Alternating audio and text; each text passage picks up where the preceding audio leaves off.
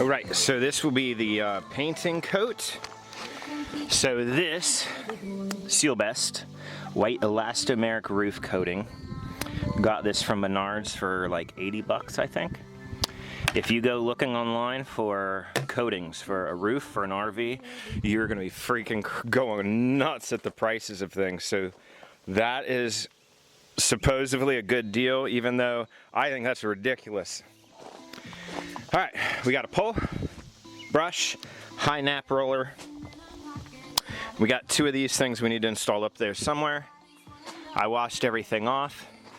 I about fell on this ladder. I was so used to walking down normal ladders where you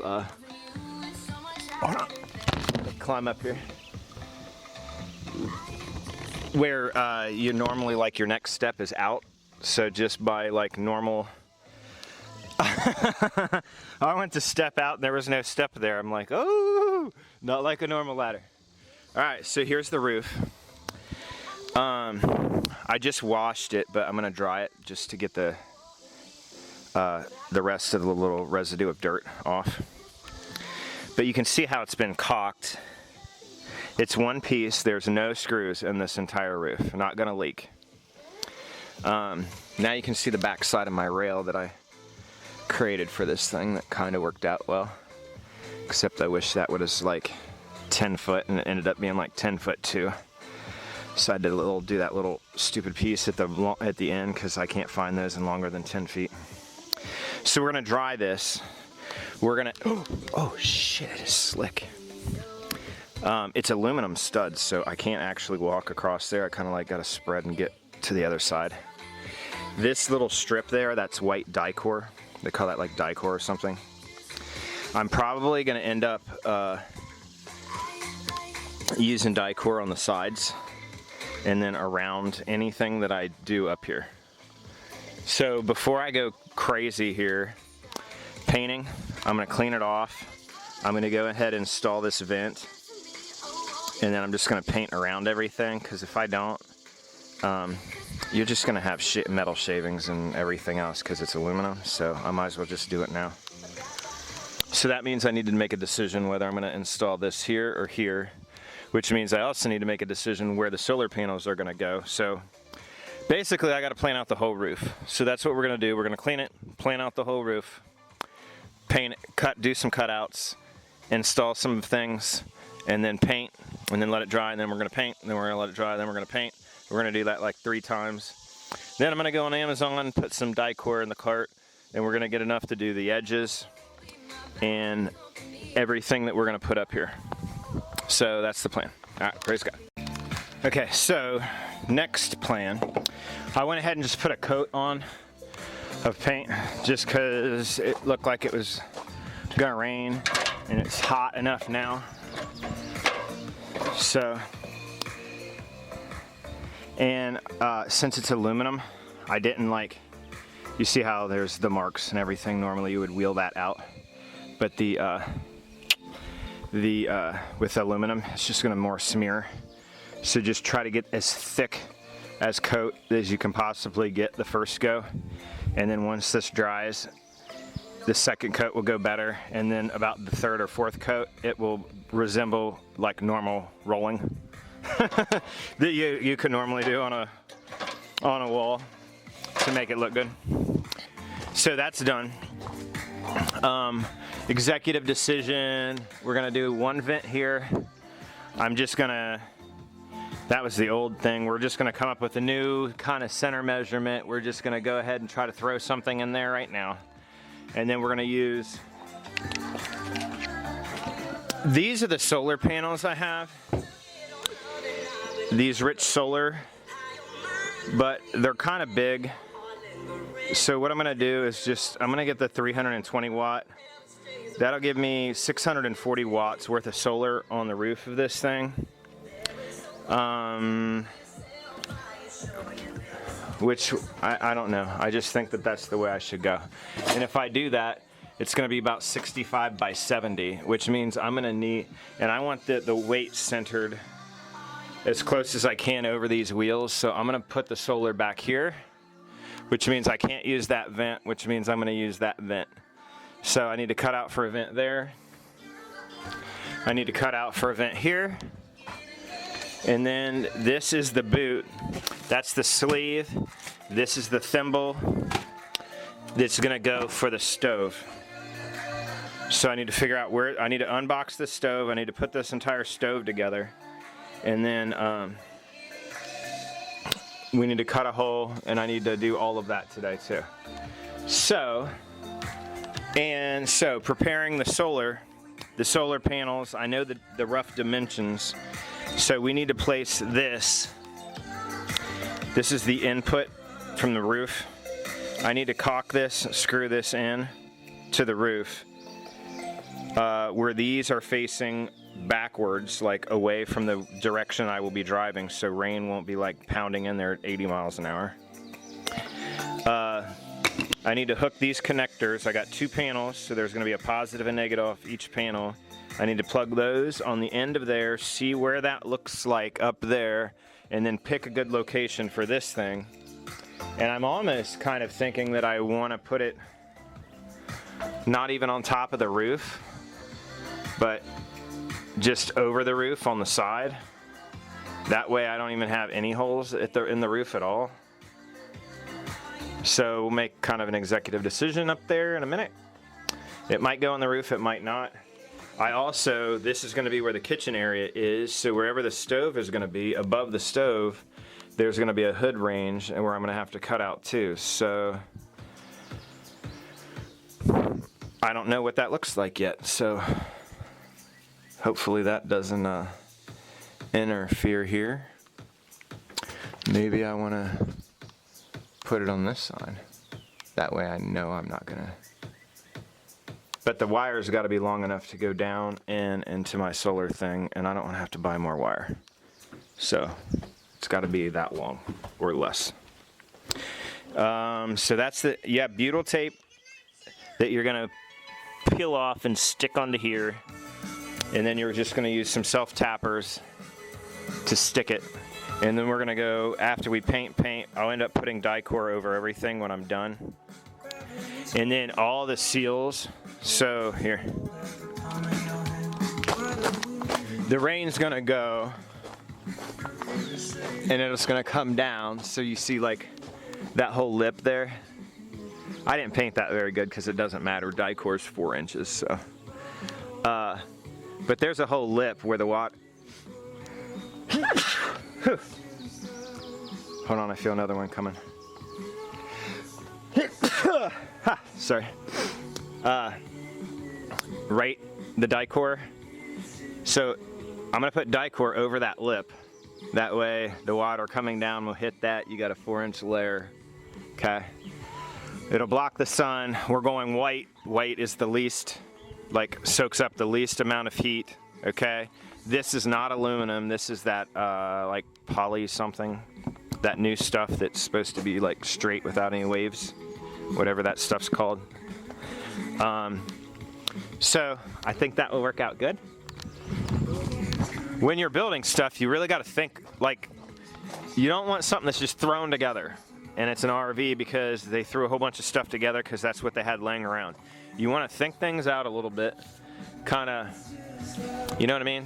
Think about the weight, think about the rain, think about the heat, think about, you know, you got to think about some things. So anyhow, that's where we're at right now. So we're gonna do wood stove. We're gonna do this framing. We're gonna cut away that insulation. We're gonna frame out that window or that door, and then we're going to stain it, or I don't know. We're gonna go see what I have laying around because I don't have to go buy more stuff. So if I got stain, we're gonna stain it. If I have paint, we'll paint it. We're gonna do something for the wood. We're gonna do the cutouts for here.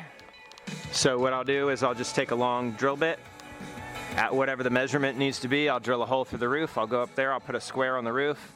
We'll trace that out, and then I'll cut it with a grinder.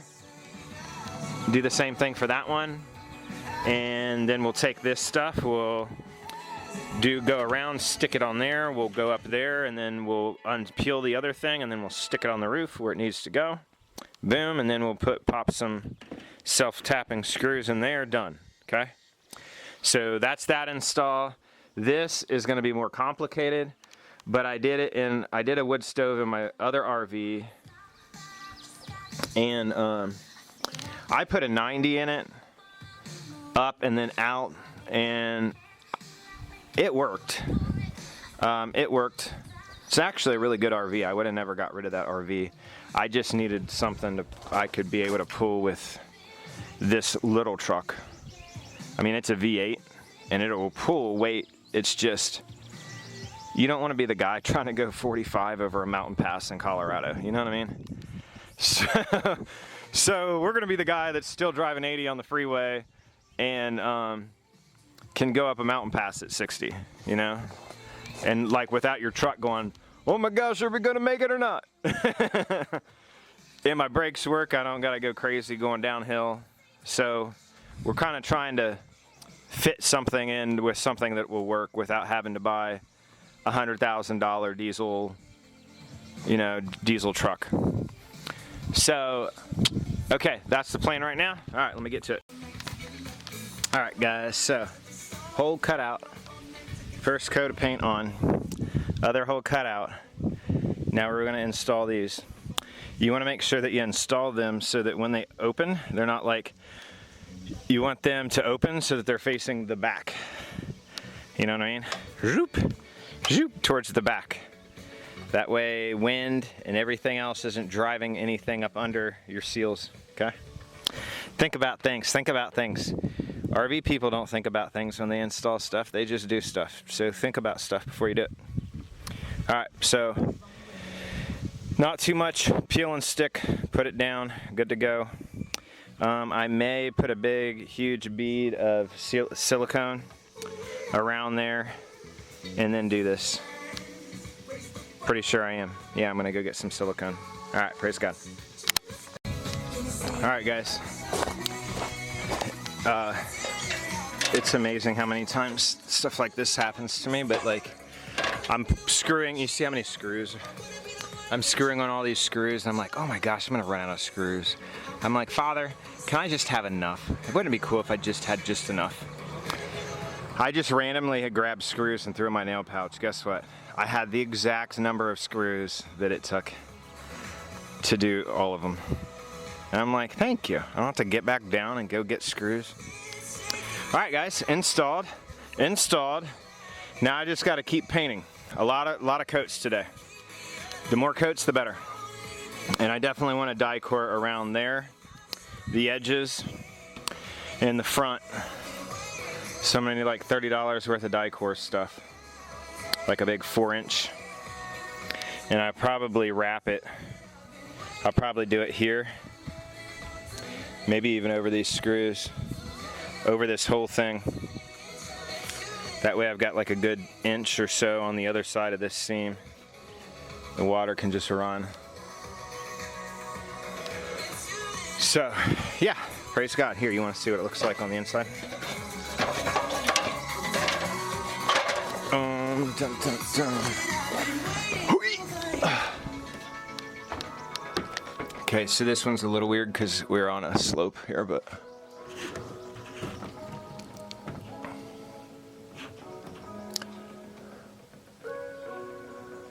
it'll work, it'll work, it'll work.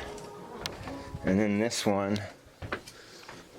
is over where I'm at, so I'll have like a natural little light. I'll know exactly how bright it is outside, like when I'm waking up in the morning. It can pull air through here, so it creates a little bit of air for me. I'll probably end up putting a fan down here, or maybe a fan there, kind of mounted to blow in this general direction. Okay, yeah, praise God. And we got the door on, and I put it on there crooked because I screwed it together, and then I was looking at something. Whatever. I'm not redoing it. All right, paint the roof, install this. So let's do another coat on the roof, and then I will go up and start screwing around with this. All right, so we just went with spray paint for the windows and basically all the framing. What do you think, Deb? What do you think, Deb? We went with black because I had black, and that was pretty quick and easy. So there we go. Framing done, painted, great. All right, guys. So I've had a lot of wood stoves in my life. Tent wood stoves, titanium stoves, camping backpack stoves, stoves that recharge and work off of, what is it, like thermo something that produce energy. I've had lots of stoves, okay? So this stove is completely stainless steel, okay? So it's not gonna rust. Stainless steel produces way more heat than titanium. It retains heat better than titanium. It's not all thin-walled and crappy like titanium. There's lots of things about titanium that I don't like. I would only use the titanium stove if I absolutely had to and I needed it for backpacking. Other than that, I would never use it. The best stove you're gonna get is like the heaviest, thickest cast iron, okay? Just because that's how stoves work. But stainless steel is like your second, your second choice. Stainless steel, a lot better.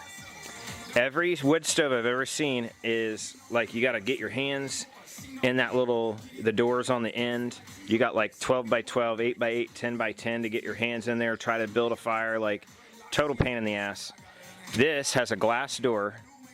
The door is on the side, on the long side, so you can open it up, you can get in, you can do everything. I have not had a complaint about this stove. These are all the pieces to mount everything, okay? That's your stove boot for the top. And I think that's a fire mat to set it on. This is fire wrap tape to wrap the top part of the pipe as it gets towards the ceiling. And then I think I might use this thimble. I think they call this a thimble.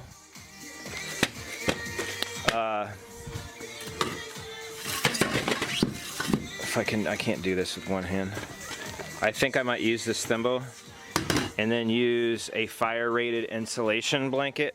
I got some 2500 degree fire insulation blanket right here. Wait.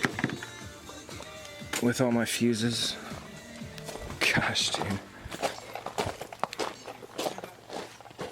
You switch from so many jobs back and forth that like nothing gets put away because you just have to work a little bit until you work yourself into a corner.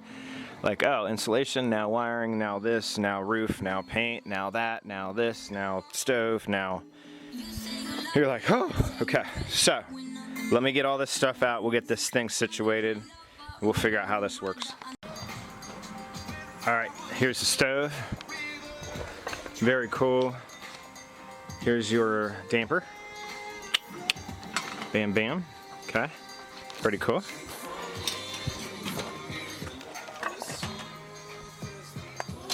I'm not sure if it's gonna...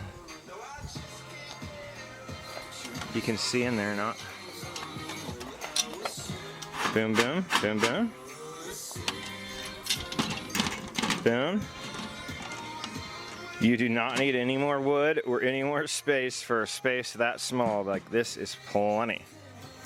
Now I will probably go over and I'll probably cement the inside of these seams since it's a permanent thing. This is a collapsible stove, but I will probably lay it flat, or I will probably cement everything and just make it a permanent stove. Pretty sure. So freaking cool. Okay, so now we got to put it in place. We got to put the pipe on here. We got to figure out what's going on with the ceiling. We need to cut out a hole. We need to get this in the roof. We need to cut out a hole for that. We need to figure out all that stuff, okay? All right, so drilled a hole, jigsawed a hole. Now this is our sleeve. Our sleeve is going to go in the hole. Okay, so we're going to caulk that in. Okay, put it down, put some screws in it. This goes over top of that. Okay, then we're going to screw all those in, and then we'll die core.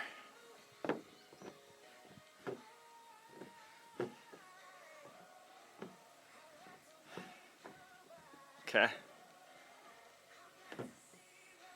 It'd be kind of better if I just did that. Huh. I didn't realize that was going to be bigger.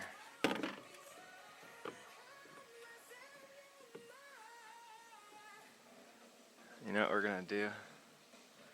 I'm just going to jigsaw. I think I might just cut the corners of that off a little bit so it lays a little flatter. We need to have a good watertight seal here. Okay, that's the idea anyhow.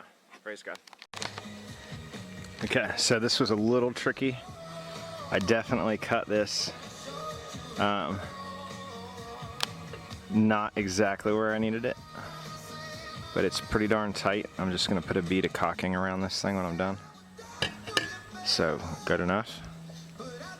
And it lines up inside if I can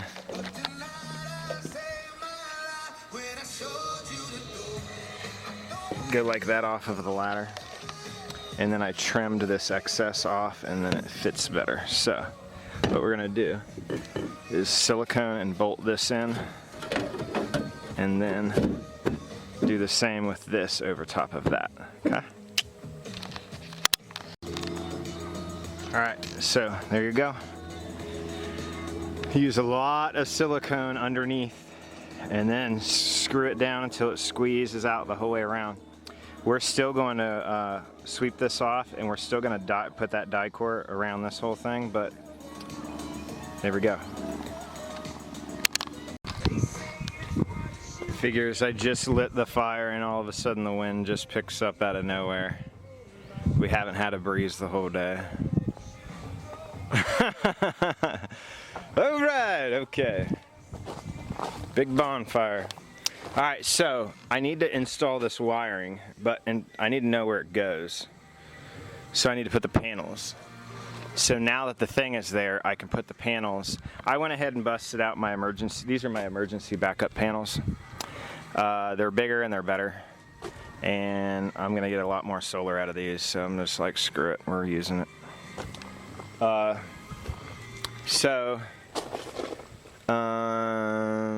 we gonna be under our amperage? Yeah. Okay, so we're just gonna snip these wires.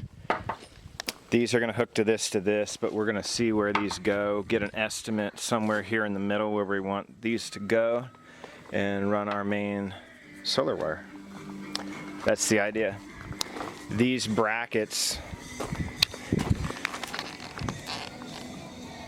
that's what those are gonna look like, okay? So basically you're just gonna, they got holes everywhere, so you're just gonna screw through the holes into studs on your roof, caulk before you do it, okay? And then you'll build this out with these little twisty things, however you end up doing it. But that way your things can lay flat or I'm getting smoked out here. They can lay flat or you can angle them. Sometimes you're in a spot where you're like, even if you go down, like I was in there was only one spot in 70 days that I was at where I was actually losing and having to charge the batteries on the old system. I parked in a place where I could get at least part-day sun, but if I could have tilted the panels, that would have made all the difference in the world. So we're fixing that situation this time and using different mounts. So, and then instead of running these that were like, I don't know, 250 watts, we're just doing 640 and two really good panels. So I like that better. We'll replace those and